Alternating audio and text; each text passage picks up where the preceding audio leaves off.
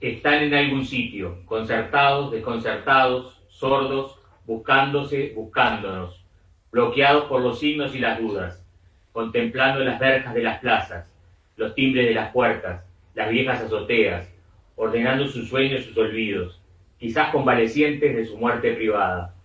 Nadie les ha explicado con certeza si ya fueron o si no, si son pancartas o temblores, sobrevivientes o responsos. Ven pasar árboles y pájaros e ignoran a qué sombra pertenecen. Cuando empezaron a desaparecer hace 3, 5, 7 ceremonias, a desaparecer como sin sangre, como sin rostro y sin motivo, vieron por la ventana de su ausencia lo que quedaba atrás, ese andamiaje de abrazos, cielo y humo. Cuando empezaron a desaparecer, como el oasis de los espejismos, a desaparecer sin últimas palabras, tenían en sus manos los trocitos de cosas que querían. Están en algún sitio, nube o tumba. Están en algún sitio, estoy seguro. Allá en el sur del alma, es posible que hayan extraviado la brújula y hoy vaguen preguntando, ¿dónde carajo queda el buen amor? Porque vienen del odio. Bravo, bien. Bueno, la charla de hoy comienza a generar insumos para trabajar por el triunfo del sí en el plebiscito contra los 135 artículos de la LUC. Hoy nos acompaña el compañero Pacha Sánchez, que nos acercará a los aspectos que generan el desmantelamiento del Estado con leyes que afectan directa o indirectamente sobre las empresas públicas, que hoy vemos además que se acentúan en el presupuesto nacional proyectado. Cambiaron e intentan borrar un proyecto de país diametralmente opuesto, llevado adelante por nuestra fuerza política. Nuestro compromiso es trabajar con la gente para que no nos avasallen, para lograr el triunfo del sí, primer paso hacia el regreso. Gracias, compañeros, y a todos por estar. Buenas noches. Todo tuyo. Bueno, ¿me escuchan ahí entonces? Perfecto. Bueno, un gusto, compañero, de estar compartiendo con ustedes esta charla hoy. Esto de la tecnología nos ayuda, y si empezamos por la tecnología, empezamos por una de las empresas públicas que ha sido muy importante en los últimos años y que nos permite incluso hacer esto que estamos haciendo ahora, que se llama Antel. Y como bien decían ustedes, nosotros estamos enfrentando una política económica y una concepción en el cual el ejercicio del gobierno está enfocado en dos áreas importantes, ¿no? Vamos a concentrar en una de esas áreas en términos de política económica. Por un lado, el recorte y el achicamiento de la economía. No vamos a hablar de eso hoy, vamos a hablar del impacto en lo que tiene que ver con el retiro del Estado de áreas estratégicas de la conducción económica del país, ¿no? Y eso es por eso que van contra las empresas públicas, ¿no? Porque las empresas públicas en Uruguay manejan algunas áreas muy importantes de la economía del país, y cualquiera que pretenda tener una estrategia de desarrollo soberano tiene que basarse en ellas como pilares fundamentales para ejercer ese desarrollo, ¿no? Es decir, nuestras empresas públicas son las más grandes de la economía uruguaya, básicamente. Están en las áreas muy, muy estratégicas para el desarrollo. Estamos en el mercado de los combustibles y todos sus derivados, que es ANCAP. Estamos en el mercado de las telecomunicaciones, nada más ni nada menos, de las nuevas tecnologías que están moviendo el mundo entero y que cada vez asumen un protagonismo más grande. En el área, por supuesto, de la generación de energía eléctrica, y en otras áreas que también son importantes, como las finanzas, con nuestro Banco República, incluso con nuestra principal inmobiliaria o escritorio rural, que es el Instituto Nacional de Colonización, ¿no? Simplemente para pensar algunas de las áreas donde las empresas públicas uruguayas son las que marcan el ritmo. Y entonces acá hay un conjunto de leyes, un conjunto de acciones de gestión que están orientadas a domesticar, si se quiere, las empresas públicas a los designios de las empresas privadas, es decir, del interés del capital privado. Entonces, Me parece que hay artículos que están dentro del referéndum que nosotros queremos llevar adelante y otros que están desperdigados en otras leyes y en algunas decisiones de política de gestión que ha llevado adelante este gobierno que están afectando a las empresas públicas. Por eso es importante colocar que uno de los ejes importantes, derogando los artículos de la LUC, vamos a poder dar este debate sobre las empresas públicas. Antel es mala palabra, no solo en Uruguay, sino en América Latina en términos de soberanía en telecomunicaciones, compañero, ¿no? O sea, Antel es el mal ejemplo que hay que borrar para los neoliberales. Por la sencilla razón de que Antel es una empresa pública que ha logrado hacer fuertes inversiones, del orden de los más de 550 millones de dólares en una tecnología muy importante como es la fibra óptica, pero que además ha desarrollado un data center, que es donde se almacenan los datos, porque uno piensa en estas cuestiones de Internet, y esos datos tienen que terminar almacenados en algún lugar físico. Esos son los data centers, ¿no? Donde es un lugar lleno de servidores, donde ahí se almacena toda la información que nosotros pensamos que está en la nube. Muchas veces hablamos de la información en la nube, pero esa información en la nube tiene un soporte físico. No existe la virtualidad en sí misma, sino tiene un respaldo físico, esa virtualidad. El data center de Pando que construyó Antel es el más moderno de toda América Latina y nos permitiría a nosotros como Uruguay incluso avanzar en algún área de negocio muy importante que es el almacenamiento de información. En un mundo que se va digitalizando a pasos agigantados es importante saber dónde tengo la información, porque si me hackean la información puedo tener muchos problemas. Y más cuando ya estamos hablando de dinero electrónico, transacciones electrónicas, etcétera, etcétera. Quiere decir que si uno piensa en la Segunda Guerra Mundial, en donde estaba guardado el dinero de todo el mundo, que era en Suiza, nadie la tocaba, ¿verdad? Porque la importancia de los bancos, bueno, la importancia de los bancos de datos en el futuro inmediato va a ser clave. Y Antel estaba posicionada desde ese lugar de manera muy importante. A su vez, Antel estaba preparándose para una nueva tecnología, que es la famosa 5G, que nos permite hacer muchas más cosas y que va a cambiar la vida de la gente. Incluso nos va a parecer que esta conversación que estamos teniendo, que es maravillosa, cuando el 5G se desarrolle, para nosotros esto va a ser como estar comunicándonos con señales de humo. Esto que estamos haciendo por Met o por Zoom, porque el 5G nos va a permitir estar en reuniones virtuales, por ejemplo, virtuales de verdad, en donde vamos a estar en salones virtuales, ¿no? El 5G está modificando ampliamente, digamos, las formas de producir. Por ejemplo, se habla hoy que el mundo puede avanzar, por ejemplo, hacia un área muy importante como que es todo el transporte va a ser no tripulado, es decir, todo el trabajo que se está haciendo en lo que tiene que ver con los camiones inteligentes que se mueven mercadería en el mundo y que se basan justamente en esa mega comunicación que es el 5G. ¿Por qué pongo estas cosas? Porque ¿qué ha hecho el gobierno? Primero, desde el punto de vista de la gestión, ha reducido la inversión de Antel a su mínima expresión. En el periodo 2015-2020, Antel tenía una inversión del orden de los 172 millones de dólares anuales y el gobierno en el 2020 ya la bajó a 100, ¿verdad? Es decir, casi un 60% de reducción de la inversión que se ve impactando justamente en esto que a veces estamos viendo ahora que tenemos problemas de, sumado al vandalismo, de que, claro, como estamos utilizando mucho más Internet, el Internet se satura, ¿verdad? ¿Cómo funciona el Internet? La banda ancha es un cañito por el que pasa luz. Entonces, el cañito tiene, digamos, la capacidad de pasar información por ese cañito, porque pasan rayos de luz, es infinita. El problema son las linternas, para decirlo de alguna manera, que iluminan de un lado del caño y del otro. Antel no ha hecho inversiones desde que llegó el gobierno multicolor en esa área. Entonces se ha multiplicado la utilización de Internet, pero en realidad lo que está pasando es que tenemos dificultades de conexión porque Antel no hace esas inversiones, con lo cual está generando un gran descontento entre sus clientes, ¿verdad? Y eso es una clara estrategia de despreciación de la calidad de la conexión, porque el Uruguay tiene esos 500 millones de dólares tendidos de fibra óptica, tiene una enorme conexión, los hogares, tanto en acceso de datos como físicos por parte de los hogares, la velocidad, el precio de Antel es el más barato de la región y casi del mundo en muchos aspectos, la velocidad también.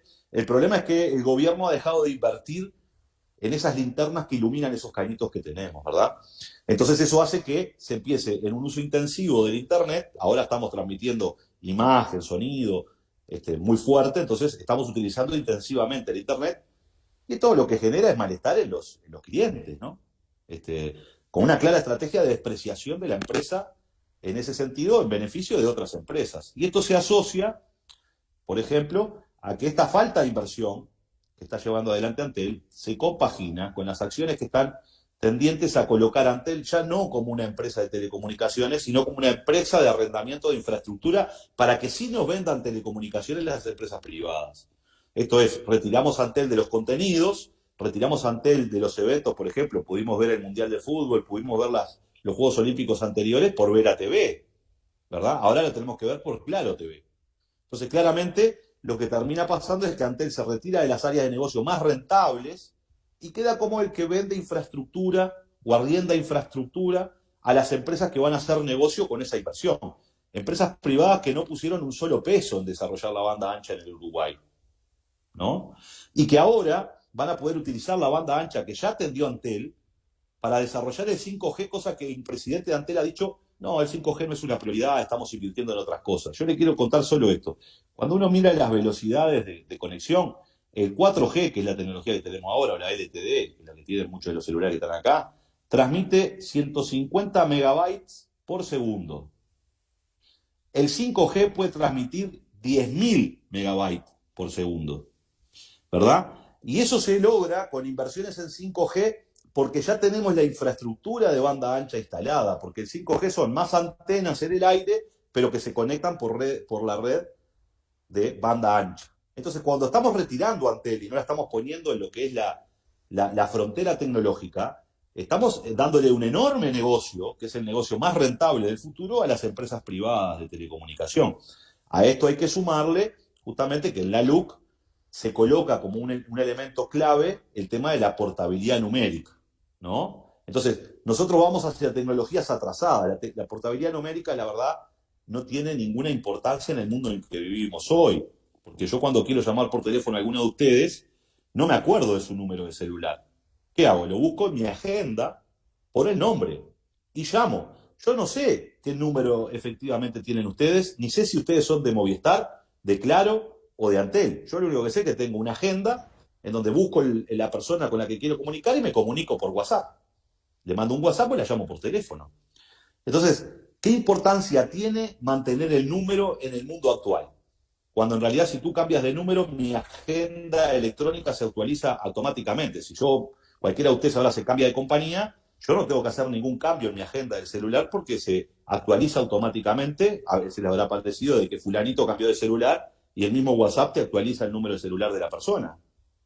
Con lo cual, colocar a Antel con esto de portabilidad numérica, a discutir hacia atrás, a tener que realizar inversiones que van a tener un costo aproximado de unos 45 millones de dólares, en vez de seguir invirtiendo hacia el 5G, tenemos que empezar a invertir hacia atrás. Que además va a generar un enorme problema, porque tanto las dos competidoras que tiene Antel ya tienen portabilidad numérica, porque el negocio de portar el número era una discusión que estas empresas ya instalaron en el mundo de hace 10 años atrás, y ellos ya tienen instalado todo su software y todas sus capacidades para hacer eso. No le va a implicar ningún gasto. Al contrario, le va a implicar la posibilidad de morder a algunos clientes de Antel, que alguno capaz que se pasa, ¿verdad? Pero Antel es el que tiene mayor cantidad de clientes. Entonces, evidentemente, instalar la discusión de portabilidad numérica como está instalada en la LUC genera una enorme dificultad porque nos pone a nuestra empresa pública, en vez de seguir avanzando en términos tecnológicos, de espalda. Es decir, como caminar hacia atrás y el tener que gastar energías, recursos y esfuerzos para ir hacia una tecnología que ya está atrasada, ¿verdad? Y ahí hay un grave objetivo, ¿no? Entonces, con un marco legal que lo que va a hacer es generar una enorme base de datos, se contratará una empresa que va a manejar todos los números de celulares del Uruguay. Porque para poder hacer la portabilidad numérica famosa esa, de que cada uno se quede con su número, uno tiene que generar un clearing, una empresa que tiene todos los números y que entonces las asigna en función de precios. Entonces, compañeros, no solo es retroceder hacia atrás, es habilitarle el mercado a los competidores de Antel, es permitir que la inversión que hizo el pueblo uruguayo en infraestructura tecnológica pase a ser utilizada por su competencia, por una competencia que no es nada menor, ¿no? Yo les quiero dar solo este dato. Si uno mira el volumen de las empresas que compiten con Antel, pensemos que la empresa Clarín, que es la que tiene cable señal, factura anualmente 2.600 millones de dólares. Movistar factura 48.000 millones de dólares. Y Claro factura 52.000 millones de dólares. Antel factura 1.000. Es decir, cuando uno mira la dimensión de Claro y Movistar, son verdaderos gigantes al lado de Antel, pero en Uruguay no han podido penetrar. Entonces lo que encontraron con este gobierno es la forma de penetrar. Reducir las inversiones de Antel, generar que la inversión que ya hizo el pueblo uruguayo ahora la utilicen todos, sin poner un mango, ¿verdad? Y hacer que Antel vaya hacia atrás mientras ellos van a la tecnología más de punta. Esto es importante que lo conceptualicemos porque aquí hay además un conglomerado de artículos y de gestiones. Fíjense que ahora en la rendición de cuentas, en el artículo 153 y 154, miren lo que crean. Crean un fondo público, dinero público, para que las empresas privadas puedan hacer las inversiones que necesitan en el interior del país. O sea que le vamos a dar además la plata para la poca inversión que tienen que hacer las empresas, se la va a dar el Estado. O sea, vamos a subsidiar a las competidoras de Antel. Y le estamos dando la posibilidad de utilizar esa enorme máquina o esa enorme capacidad que tiene la fibra óptica para que ellos compitan contra nosotros. Entonces, Antel, ¿cómo queda? Bueno, como un arrendador de fibra óptica, ¿no? Después de haber hecho todas las inversiones, no puede sacar el jugo que necesita ese negocio. Entonces, ese es el primero, o sea, la primera destrucción. Mala palabra Antel, porque Antel es una empresa pública de punta que estas empresas transnacionales no le han podido ganar, porque Antel es la que ha generado, de alguna manera, ser la líder del mercado uruguayo, la que logró tirar el cable submarino y conectarse con el mundo, la que logró hacer un data center, la que construyó una Antel Arena como construyen estas empresas, la que había avanzado en Vera TV y en algunos acuerdos en contenidos, es decir, una empresa que se estaba modernizando y que estaba preparándose y haciendo las primeras inversiones de 5G, y ahora lo que estamos haciendo es congelando la empresa para que los privados hagan un negocio. Esto de que nos utilicen nuestra infraestructura es como que yo fuera una fábrica de zapatos, soy un zapatero, produzco zapatos, compro una máquina que me hace más productivo, que sería la banda ancha, digo, la fibra óptica, y a la competencia que está enfrente le digo, la puedes usar para vender zapatos a mis clientes, ¿no? Sería bastante tonto hacer esa inversión para que ellos sean más competitivos que yo. Entonces ahí están los artículos, básicamente, de la LUC. Nosotros estamos en el área de la portabilidad numérica, pero estas otras cosas que son la política de gestión y los otros artículos que están enmarañados con la LUC, lo que generan es un chaleco de fuerza para que Antel no se siga desarrollando y en cambio los privados sigan avanzando sin haber hecho ninguna inversión suficiente. A mí me parece que eso es bastante claro en cómo está colocado allí. Segundo, en la LUC existe un famoso artículo que también va a tocar a todas las empresas públicas uruguayas, que es el famoso artículo 285. No se ha dado mucha publicidad a este artículo de la LUC.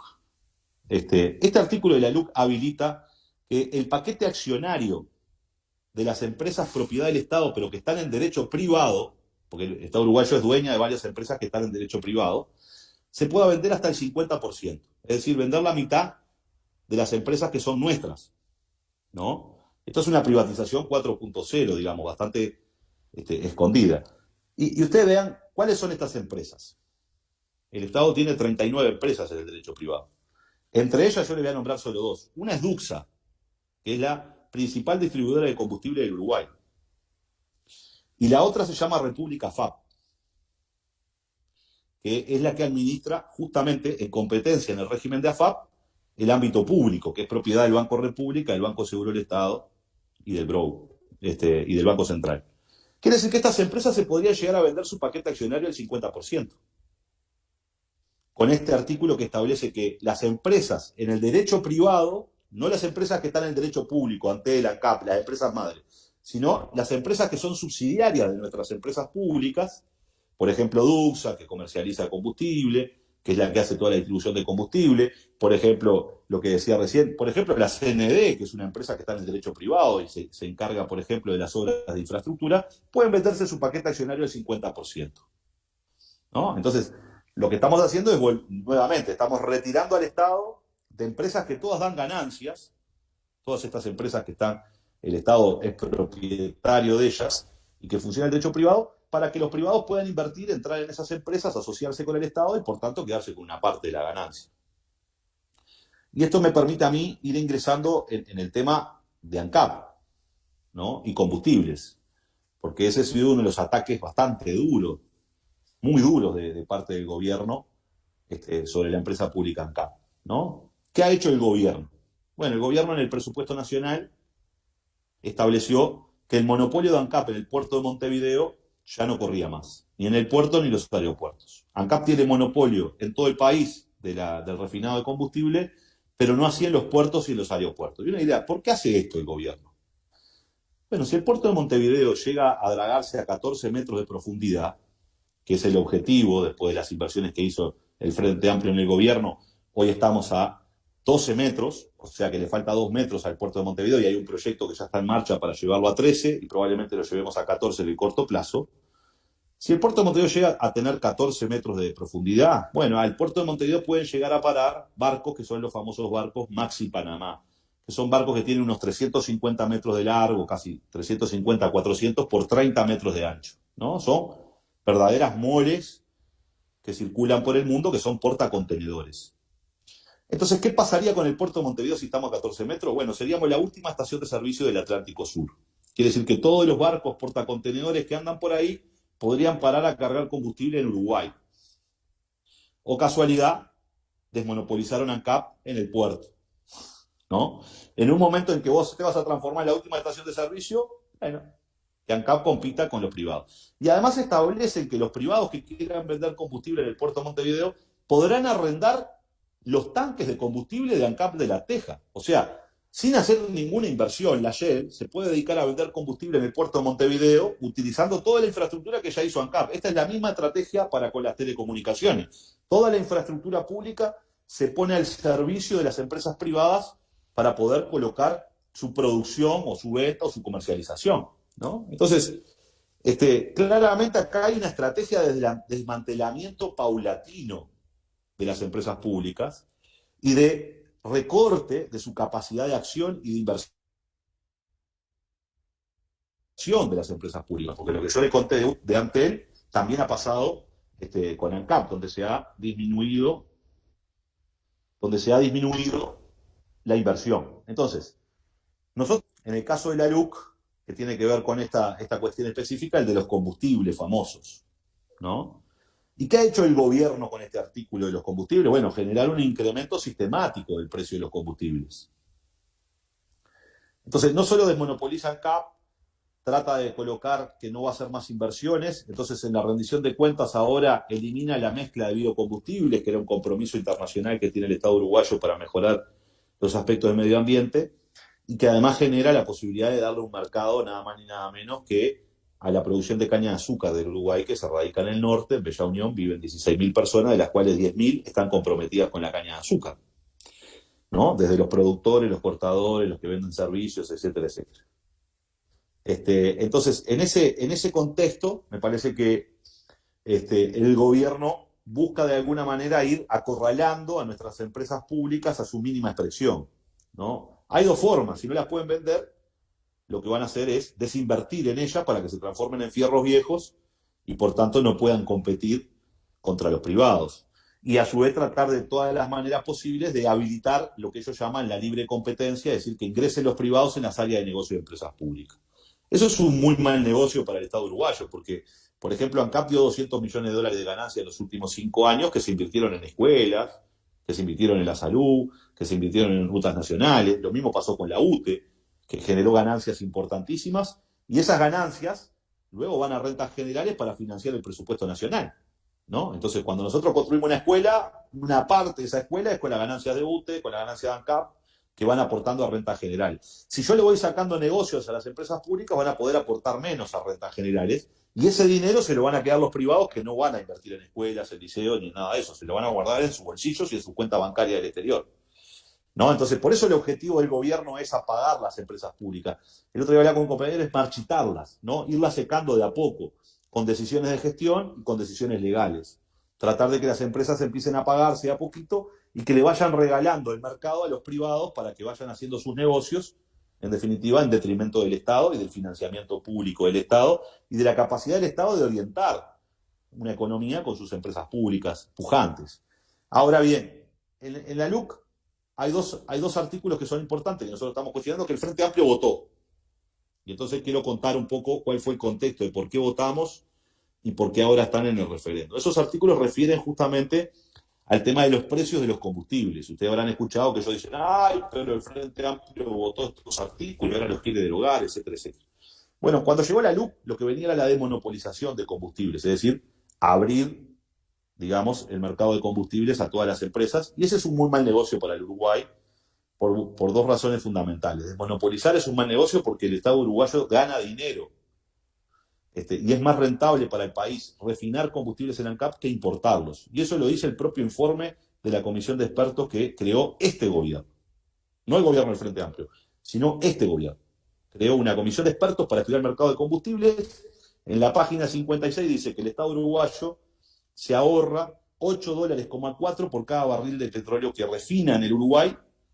A cambio, si lo importara, nos saldría $8 más caro, ¿no? Quiere decir que refinar es que la existencia de ANCAP y la no libre importación de combustibles para el Estado uruguayo es mucho más barato. Y si uno mira, nosotros refinamos 15 millones de barriles de petróleo por año, así que si estamos ganando $8, algo por cada barril, estamos hablando de que el Uruguay gana por tener ANCAP $125 millones al año, ¿verdad? De ganancia pura para el Uruguay, solo por refinarlos acá. Después a eso hay que sumarle que por refinarlos acá generamos trabajo acá, que son salarios que están acá y que se gastan en los almacenes de acá, porque si yo voy a comprar la nafta refinada, va a ser por trabajo que se hizo en otro país, que se va a gastar en otro país, además de eso, ¿no? Entonces esto ni siquiera leen lo que ellos piensan, lo que ellos tienen ahí como datos, o sea, está claro de que quieren liberalizar para que hagan negocio los privados. Segundo, si entran empresas privadas a vender combustible al Uruguay, no van a llevarle combustible a Bella Unión, porque en el Uruguay existe el único precio a nivel nacional. ¿Cómo se logra eso? Bueno, que dice, yo quiero que la gente en Bella Unión pague la nafta igual que la paga la gente de Montevideo.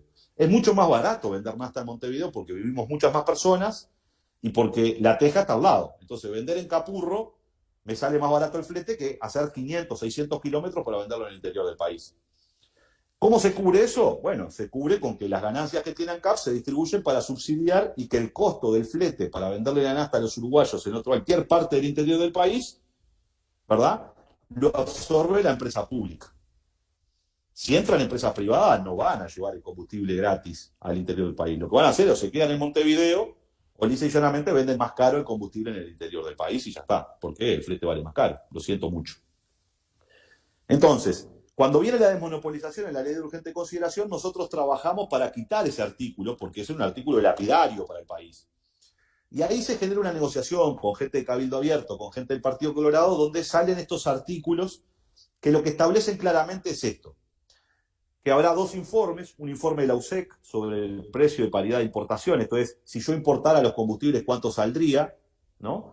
Y un informe de ANCAP, y con eso el Poder Ejecutivo tomará la decisión de que exista un único precio a nivel nacional. Por tanto, los artículos no modifican esencialmente la forma en que se tomaba la decisión de ANCAP antes de los combustibles, porque era un decreto del Poder Ejecutivo, como sigue siendo ahora, lo resuelve el Poder Ejecutivo. Lo único que dice el artículo es que tendrá dos informes arriba de la mesa, y lo otro que dice el artículo es que el Poder Ejecutivo podrá actualizar cada 2 meses, antes se hacía una vez al año, pero el Poder Ejecutivo podía hacerlo en cualquier momento del año, el precio de los combustibles.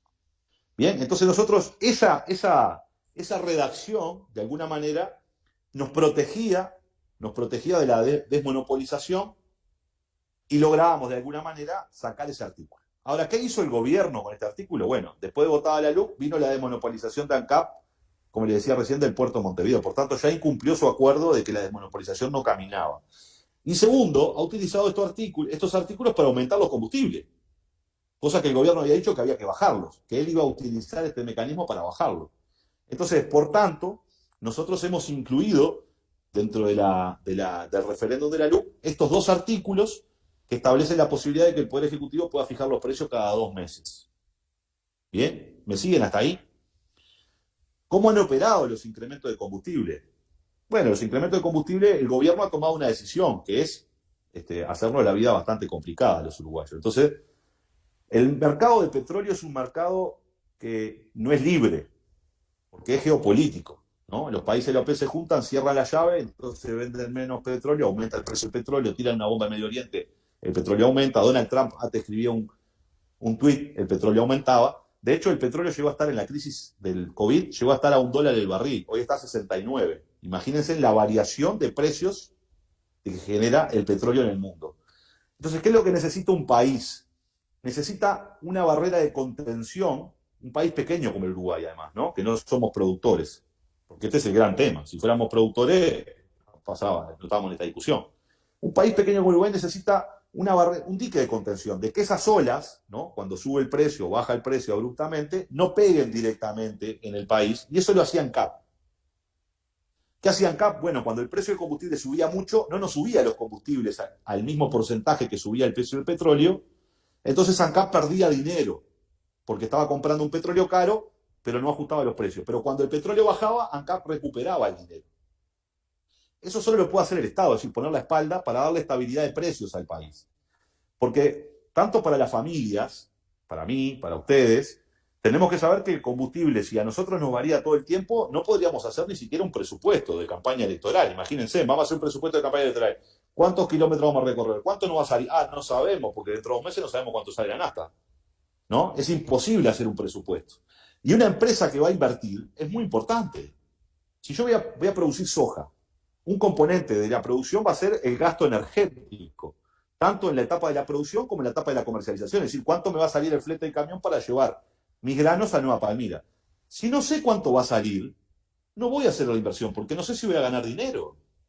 Entonces, esa inestabilidad de precios que genera el mercado de petróleo, ANCAP la paraba, y ahora el gobierno la abrió y dijo, bueno, ahora si el petróleo sube, yo lo subo, si el petróleo baja, yo lo bajo, y arréglense los uruguayos como puedan. Con lo cual genera una enorme inestabilidad que no va a posibilitar las inversiones, que en definitiva después lo que generan es trabajo, o nos va a complicar la vida a nosotros. Con otro agregado más, el aumento del precio de los combustibles no se paga solo en la estación de servicio. Mucha gente dice, yo no tengo moto, no tengo auto, ¿qué me importa que suban las naftas? No, porque el aumento del precio de combustible se paga con los fideos en el almacén. Es decir, todos pagamos el aumento de los combustibles. Porque cuando aumentan los combustibles, aumentan los fletes y aumentan los costos de producción. ¿Y qué se hace? Se traslada al consumidor todos esos precios. Por eso si uno mira, por ejemplo, el aceite comestible ha crecido un 34% cuando los combustibles crecieron un 30%. O sea, ahí está claramente cómo se incrementa el precio de los alimentos en función del precio de los combustibles.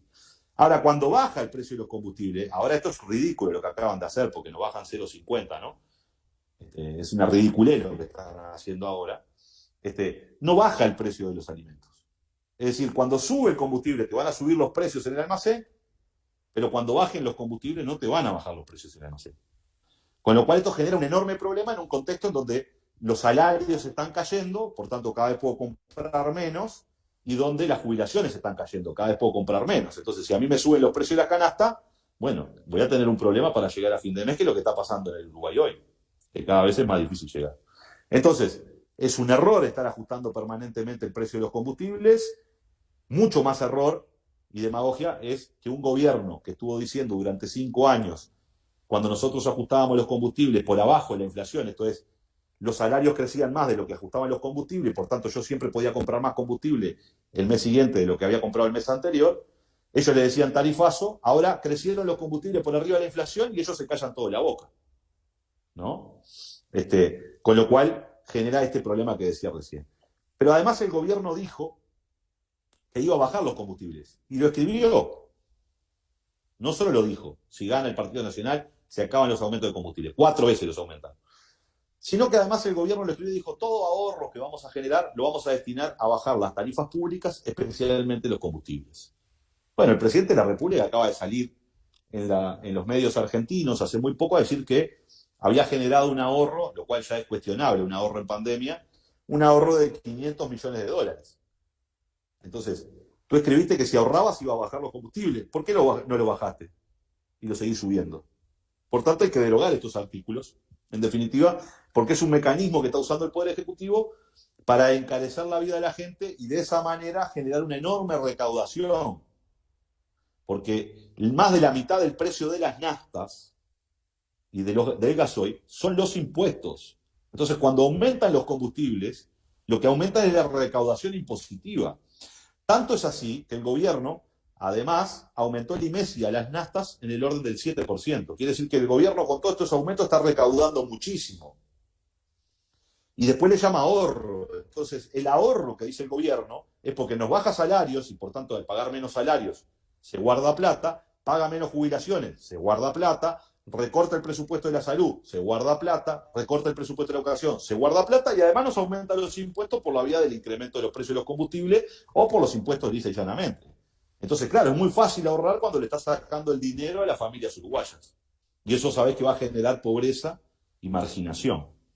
Porque en definitiva, las pequeñas y medianas empresas, que son las responsables de generar el 67% de los puestos de trabajo en Uruguay, le venden a los uruguayos. Y si los uruguayos no tienen plata, las empresas esas se quedan sin clientes. Y si se quedan sin clientes, muchas de ellas van a cerrar y otras tantas van a despedir a sus trabajadores porque no tienen a quién vender. Si yo tengo un almacén y tengo 3 empleados y tengo menos venta, bueno, voy a tener que echar a uno, por lo menos, ¿no? Con lo cual genera un círculo de destrucción de capacidades productivas.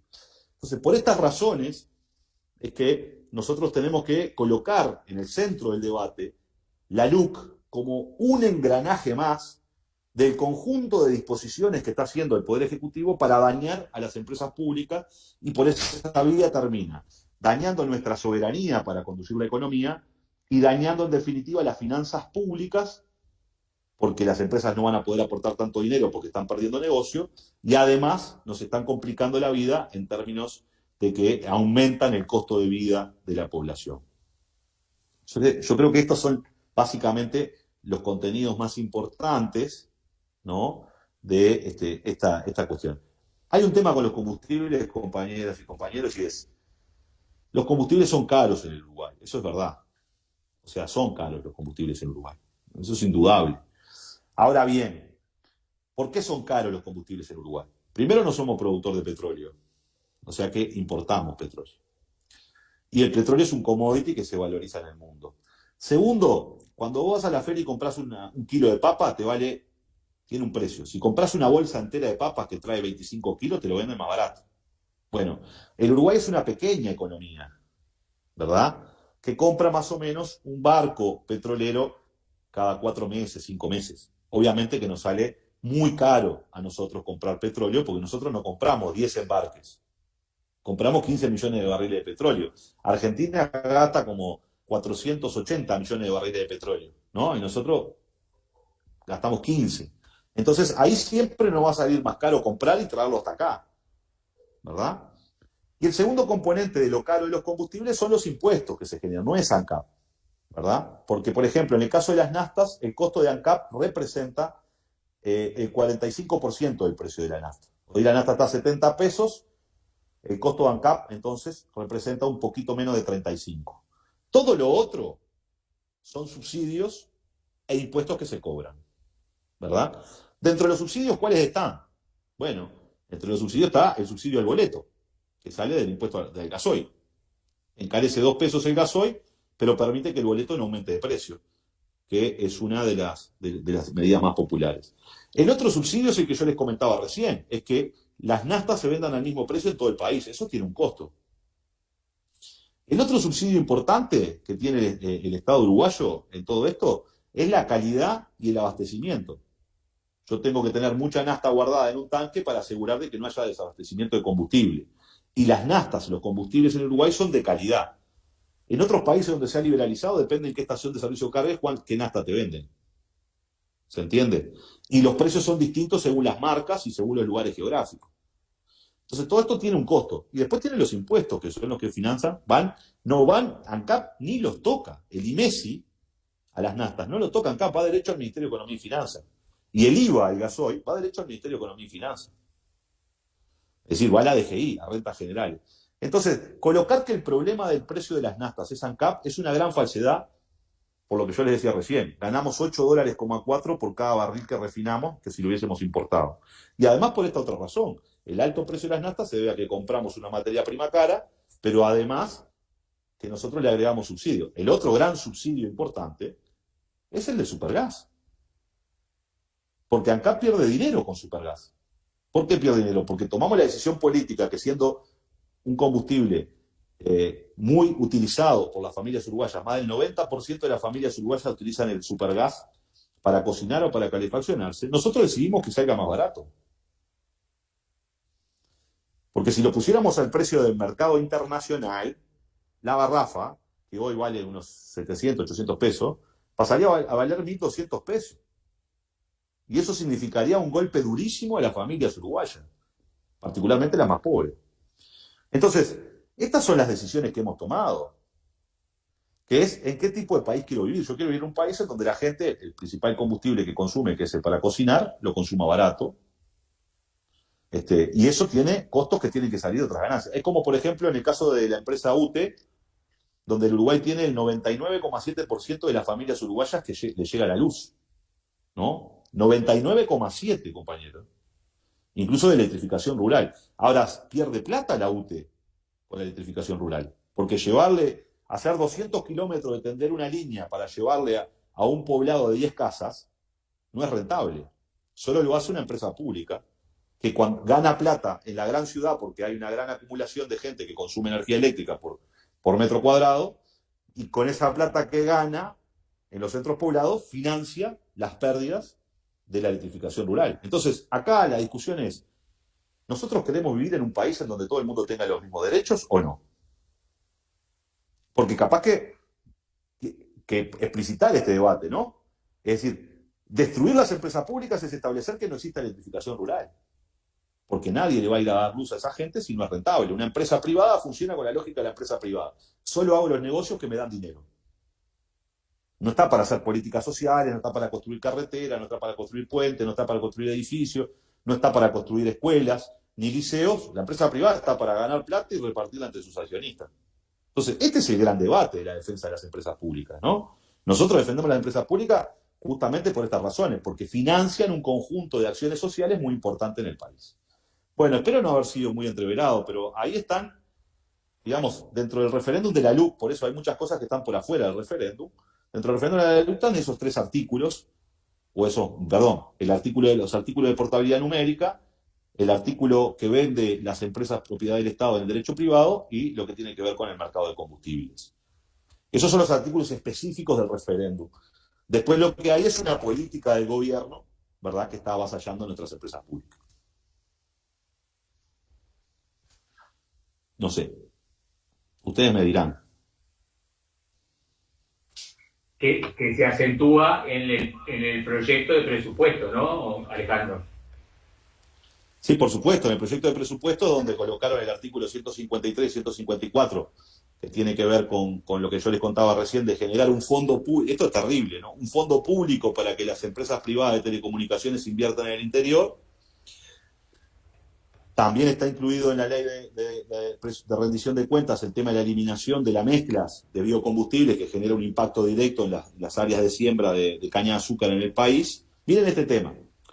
¿No? El mezclar biodiesel, por supuesto, es un componente que ayuda al medio ambiente y ayuda a la capacidad productiva del país.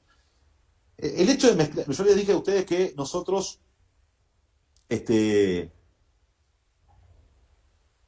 por mezclar biodiesel, nosotros nos ahorramos de traer un barco de petróleo por año. Esa es la ecuación, ¿no? O sea, si nosotros dejamos de mezclar el biodiesel, hay que traer un barco más de petróleo al Uruguay. Entonces, es cierto, traer ese barco de petróleo nos sale más barato que mezclar biodiesel.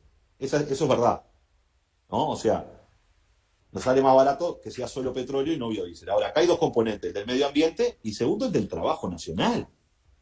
Porque si yo compro ese petróleo, estoy dando plata a una empresa transnacional. En cambio, si compro el biodiesel, le estoy dando laburo a muchísima gente. Le estoy dando a los camioneros uruguayos, a los productores uruguayos de caña de azúcar, a todos los servicios conexos, a todos los cañeros de la Unión que salen a cortar caña de azúcar, ¿no? Es decir, estoy generando actividad económica. Entonces, la cuenta país es una cuenta importante que hay que hacer. No puedo mirar solo, me sale más barato comprar el petróleo allá, entonces mato el biodiesel. Bueno, pero la cuenta país es el medio ambiente y es el trabajo nacional que se genera. Entonces, plantar caña de azúcar en Uruguay no es rentable. Por el clima y por un conjunto de factores. Ahora, nosotros queremos tener caña de azúcar uruguaya. Somos nosotros los que, como Estado soberano, decimos queremos que en Bella Unión no se mueran de hambre y tengan algo de qué trabajar. Porque preferimos que la gente labure a que la gente se muera de hambre. Entonces, esta es la definición. Alur, capaz, no va a dar ganancia nunca.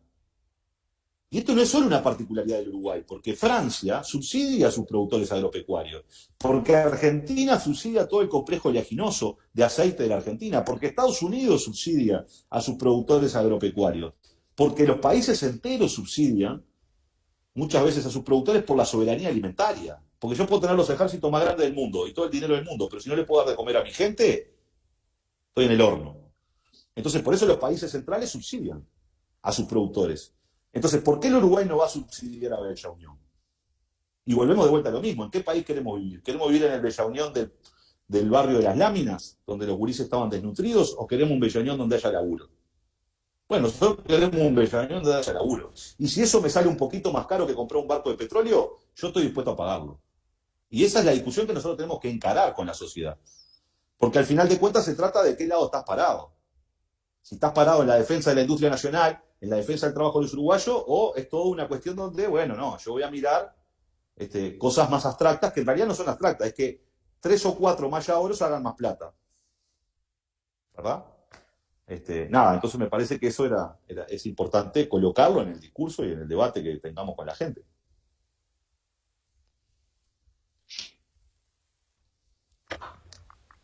Compañeros, ¿tienen algún aporte o alguna consulta o alguna pregunta para Alejandro?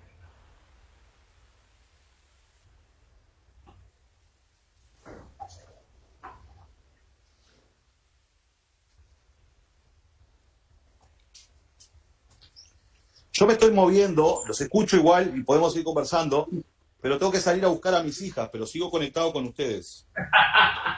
Muy bien. Estas cosas que uno tiene que hacer de padre de vez en cuando, ¿yo? Yo primero que todo agradecerte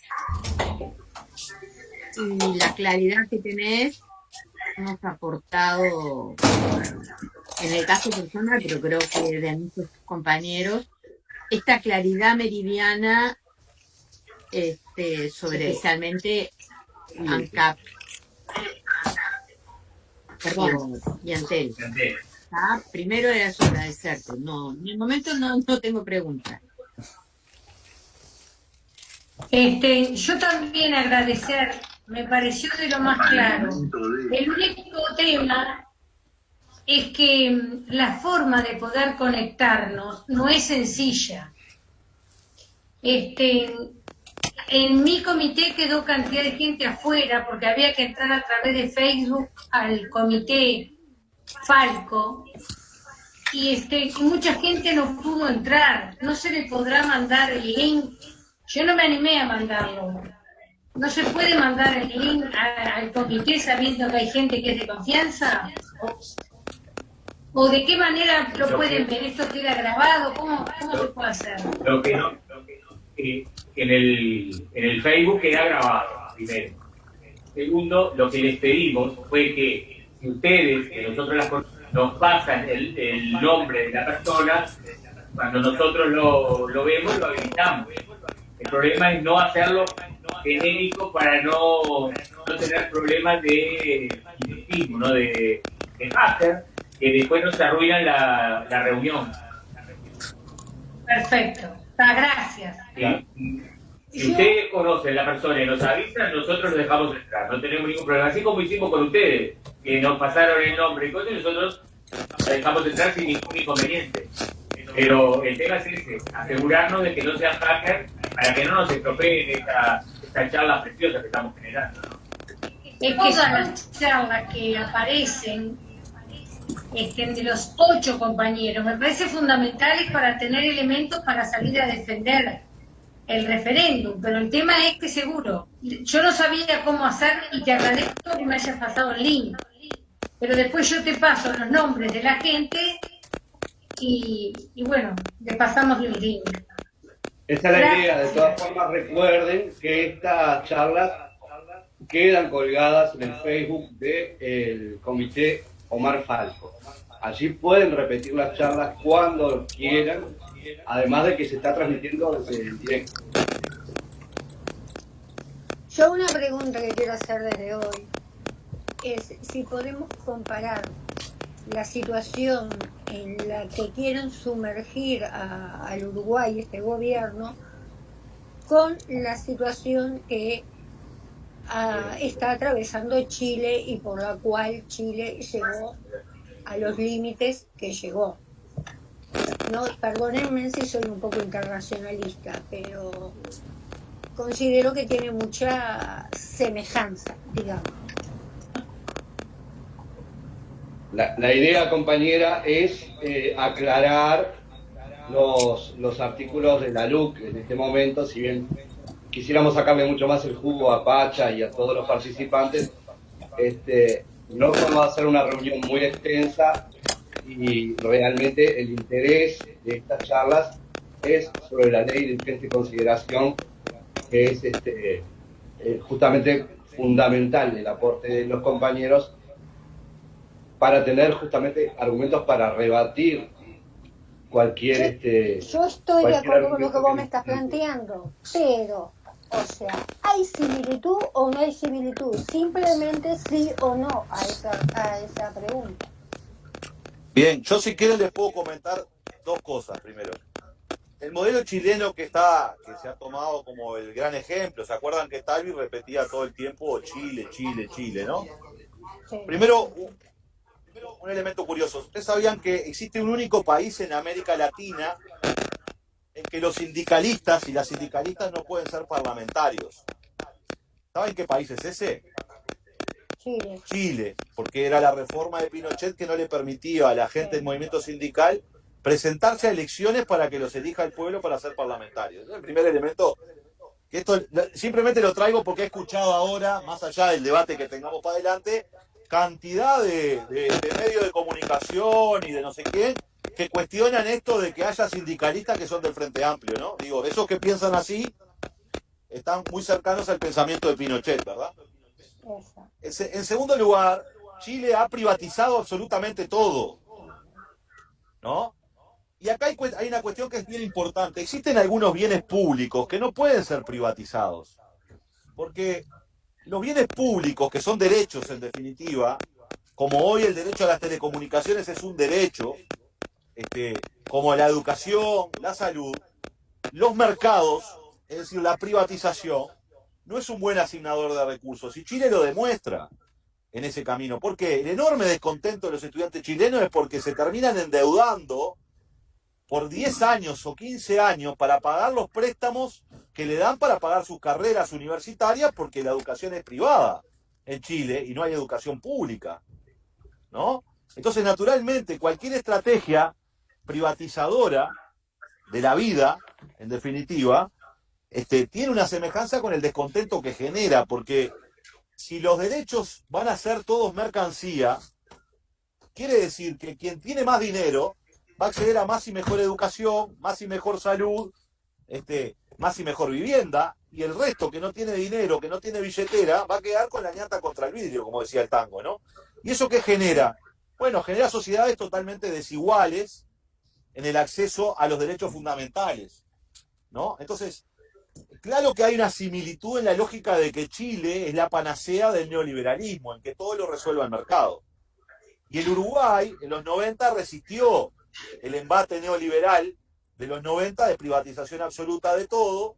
Chile era el abanderado, nosotros lo logramos defender, y ahora estamos tratando de resistirnos a un proceso de privatización que es de carácter de 4.0, como le decíamos recién, ¿no? Que va por otros caminos. Entonces, yo creo que ahí pueden estar las similitudes. Sin bienes públicos universales, bueno, no aspiramos entonces a tener una sociedad igualitaria. Porque si la educación, la salud, la vivienda, las telecomunicaciones, el acceso al bienestar, en definitiva, va a ser en función del tamaño de la billetera que tenga cada uno, bueno, estamos decretando, en definitiva, la perpetuidad de la desigualdad. Y eso es lo que termina generando después procesos que son terribles, donde hay crecimiento económico, como ha existido en Chile, enormes niveles de crecimiento económico, pero una concentración abusiva de la riqueza que genera esas sociedades tan desiguales, que en la cual yo creo que es el debate que queremos dar, que el Uruguay no quiere entrar, los uruguayos no quieren entrar en esas sociedades. Entonces, si hay similitudes, va por ese camino. Compañeros, ¿alguien tiene alguna pregunta sobre la ley de urgente consideración? Si no, vamos liberando al compañero. Que vaya a buscar a sus a bebés, vamos arriba. No, mis hijas ya están acá, las estoy llevando. Están participando de la reunión. Una cosa también muy importante que vamos a agregar, hoy no lo pudimos hacer, pero para la próxima ya vamos a tratar de agregarlo, es una transmisión también a través de lengua de señas, de una compañera que se ofreció para participar de nuestras charlas a través de la lengua de señas, para ser más inclusivos y que pueda llegar a más gente. Y la verdad que nos parece bárbaro, todavía no lo discutimos con el resto de los compañeros, pero creo que no va a haber ninguna Una objeción. persona que tenga problema de seña. ¿Lo que Darío? Bueno, compañeros, entonces daríamos por finalizada la reunión. Le agradecemos al compañero Alejandro Pacha Sánchez. Bueno, no, yo les agradezco a ustedes y les dejo un datito para el final, porque el gobierno está hablando de que el aumento de los combustibles se debe al Portland, ¿no? Y a lo mal que no, le va ANCAP en el Portland, y entonces tenemos que ganar eficiencia, dijo el ministro, y bueno, no podemos bajar las naftas porque tenemos los déficits que genera ANCAP en el Portland. Bueno, ¿ustedes saben cuánto representa las pérdidas que ocasiona el Portland? Que es verdad que da algunas pérdidas en la industria del Portland en Uruguay, por lo menos la que tiene ANCAP. ¿Cuánto representa en el precio final de la nafta? El Portland representa 0,1%. ¿Bien? Quiere decir que si yo elimino esa pérdida, supongamos que no entremos en la discusión de la importancia de la industria del Portland o las razones por las cuales tenemos problemas. Supongamos que el argumento del gobierno es el correcto y lo que hay que hacer es sacarse el Portland de arriba para poder bajar las naftas. Bueno, la nafta hoy está a 70 pesos. Quiere decir que si yo elimino el Portland, como quiere el ministro, vamos a estar bajando el precio de la nafta en 0,8 centésimos. ¿Verdad? Digamos, para que no nos comamos la pastilla de las grandes mentiras que están diciendo con respecto a la composición de precios de combustible en Uruguay. Nada, un datito para el final nada más era. Alejandro, te quería compartir que tenemos entre nosotros a la compañera María José Rodríguez, perdón. Siempre le cambio. Para avisarte nomás que está compartiendo la reunión con nosotros. Anda ahí, María José. Bueno, un beso grande, María José. No la había visto. Un beso, Pacha. Un beso. Excelente. Bueno, gracias Alejandro, gracias Pacha. Es muy importante todo lo que has aportado, Pacha. Y bueno, con todo esto saldremos a pelear para poder ganar el referéndum, que es lo que se debe. Y lo vamos a ganar. Muchas gracias. María José, que es una adherente honoraria del Comité Falco. ¡Qué lindo lo que da!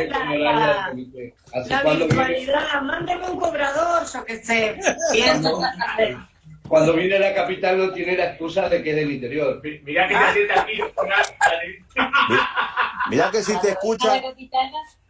María José, mirá que si te escuchan los frente amplistas de Río Negro que te quieren mucho, se van a enojar de eso que te pasa. Ten cuidado. Más allá de la gente de Falco es buena gente. Exacto. Y el Falco es uno de los mejores comités de Montevideo. Eduardo tiene que hablar, me parece. Habló el presidente del comité. Eduardo, ¿querés hablar? Porque te habilito el micrófono. No, tenés todavía muteado el micrófono. Espera un segundito. No me dejes. ¿No puedes habilitarlo tú? No lo deja habilitar. Bueno, hubiera venido bien la compañera de la lengua de señas en este momento. Eduardo no está muteado el micrófono. Aparte la tenemos adoctrinada y va a decir lo que nosotros queremos, no lo que diga usted. Bueno, para los compañeros que no frecuentan o no están en el comité, este es el ambiente general. Si bien la seriedad prima en los momentos difíciles, cuando tenemos que meter para adelante también nuestro presidente Darío, presidente del comité, genera este No humor me en todo defienda lo más, Héctor, no me defienda más. Gracias. No me deja, Eduardo, habilitarte. ¿No te deja vos? No. Eduardo, para hablar. ¿No podés acá abajo, Eduardo? El micrófono. A ver, Susana, A ver, ponele Susana. Que te habilite Susana. Ahí Susana puede hablar. Está en el celular a Eduardo, Susana. Susana, vos tenés el micrófono habilitado.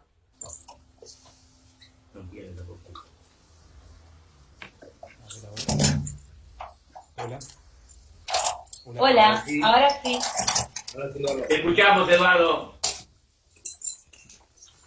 Lo cortaron. No. Se escucha bastante. Ahora sí. Hola. Bueno, no, simplemente para saludar a Pacha si no se fue. Estoy acá, Eduardo, te mando un abrazo. Pude encontrar porque hay un par de choripán ahí que quedaron en alguna actividad que quedó para atrás. No, solo eso, saludarlo a Pacha, que hace tiempo que no lo veo. Soy un tipo muy ocupado, estoy más ocupado que él y que el contador de iglesia que manejaba. Y no, simplemente saludarlo a él y a todos los compañeros. Y tengo un discurso acá, 20 páginas, pero ya Pacha dijo todo, ya me afanó el discurso, así que lo voy a dejar. Simplemente eso, saludar a todos los compañeros y felicito las actividades y bueno, traté de darle promoción por algún lado ahí, pero bueno, hay que promocionar más estas cosas para que más compañeros se conecten. Después lo voy a conseguir la grabación para difundirlo ahí, lo difundo. No tengo redes ahí, pero trato de difundirlo como puedo. Bueno, Eduardo, un abrazo para todos. Bueno, Eduardo, te mando un abrazo grande. Hacía tiempo que no te veía, una alegría verte. Vamos arriba, Eduardo. Compañeros, si les parece, vamos cerrando la reunión. Bueno. Un gusto. Abrazo para todos. Los esperamos. Hasta el próximo lunes. Los esperamos el lunes que viene. Bueno, vamos arriba. Un beso grande. Chao, chao. Gracias. Muchas gracias. Chao, chao. Buena semana. Gracias a todos.